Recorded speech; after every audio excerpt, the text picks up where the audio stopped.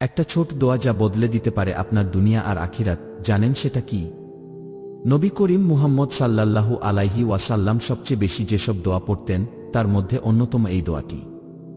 রব্বানা আতিনা ফিদ দুনিয়া হাসানাতাও ওয়াফিল আখিরাতি হাসানাতাও ওয়াকিনা আয়াবান্নার। অর্থ, হে আমাদের রব, আমাদের দুনিয়াতে কল্যাণ দিন, আখিরাতে কল্যাণ দিন, আর জাহান্নামের আগুন থেকে রক্ষা করুন। ভাবুন তো, একটা দোয়ার মধ্যেই আপনি চাইছেন ভালো জীবন, সফল ভবিষ্যৎ, জান্নাত আর জাহান্নাম থেকে মুক্তি। এই দোয়া শুধু মুখে বলার জন্য না, মন থেকে বিশ্বাস নিয়ে পড়লে আল্লাহ আপনার জীবনটাই বদলে দিতে পারেন। আজ থেকেই প্রতিদিন এই দোয়াটা পড়ুন, নামাজের পরে, চলতে ফিরতে, সব সময়। হয়তো এই ছোট দোয়াটাই আপনার জান্নাতের কারণ হয়ে যাবে। এমন আরও দোয়া জানতে ফলো করুন, আর এই ভিডিওটা শেয়ার করুন যেন অন্যরাও উপকার পায়।